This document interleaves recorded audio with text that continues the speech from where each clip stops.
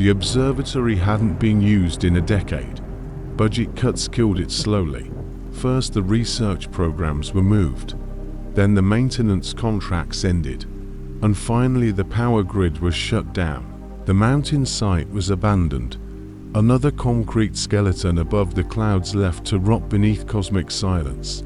But something turned the telescope back on dot every night at exactly 12:11 a.m. Its automated tracking system performed a perfect alignment sequence, despite having no power source and no staff to operate. I was sent to investigate the anomaly. Wind howled through broken doors as I entered the dome. The massive telescope towered overhead, its silver frame gleaming faintly with impossible internal light. Control panels around the base glowed dim white. Active. None of the wiring fed anywhere. The tracking computer had rebooted on its own. Target lock. Constellation unknown images streamed across the monitoring screens. The telescope wasn't pointed at empty space. It tracked a shape formed of stars that couldn't exist. Lines connected distant celestial bodies into a spiral lattice that defied modern astronomical charts. A constellation that moved against stellar drift as if attached to nothing physical in the universe. Its pattern shifted slightly every few seconds, reconfiguring itself while retaining a constant geometry. Not real stars. Markers. I adjusted magnification. Light from the formation distorted. The digital filters struggled to compensate, layering colors that bent into non-Euclidean curves. Within the starlight, I saw depth. Not vast emptiness, but structure. Massive webs of luminous matter spiraling around a central void. The void wasn't absence. It pulsed. Every pulse synchronized with my heartbeat. The moment I noticed the synchronization, the telescope's audio sensor activated. A sound cracked through the dome, a deep from vibrating directly through the metal frame. Too low to hear, but present enough to feel. The vibration spread through the floor and climbed into my bones. Then words appeared on screen. Eye contact established. The floor tilted. Every screen flickered simultaneously, displaying the same new phrase. Spatial orientation lost. Before I could step back, the constellation shifted.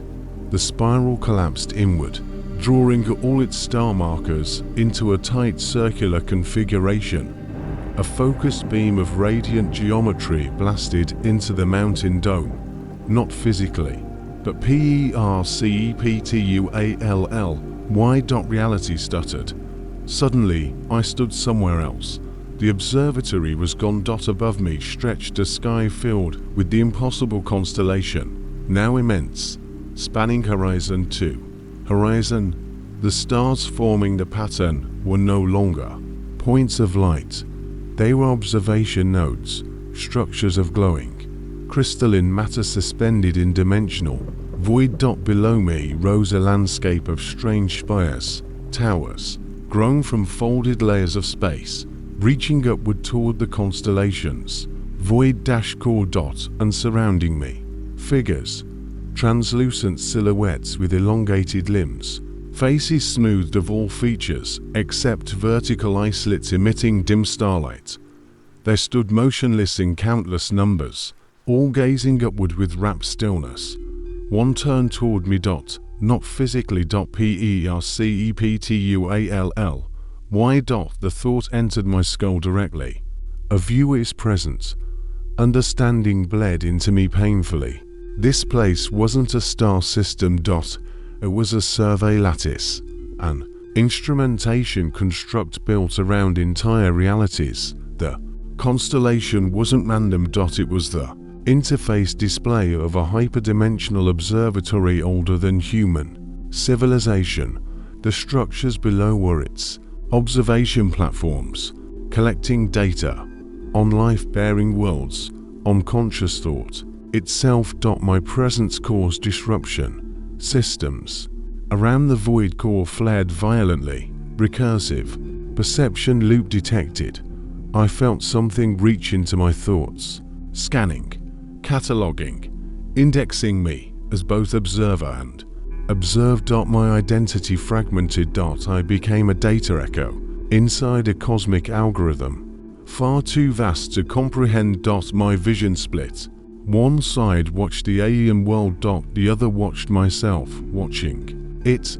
Reflection feeding reflection. Mental recursion, I screamed, or something like screaming happened. The constellation flared, blinding white. Reality folded inward like a collapsing lens. I awoke back in the mountain dome. The telescope sat dormant, dark inert metal once more, all digital. Data had been erased. Timestamps showed 5 hours had passed, though I remembered only moments. Before leaving, I glanced at the shattered glass panel near the control console. In its reflection, the impossible constellation shimmered faintly behind my eyes, glowing where stars should not exist. I returned home. But now, every cloudless night, I see it again, overlying the sky, phantom starlines shifting across familiar constellations, invisible to anyone else. And sometimes when exhaustion overtakes me, I feel the scanning vibration inside my chest, a subtle thrum that matches my heartbeat, because it never stopped observing me.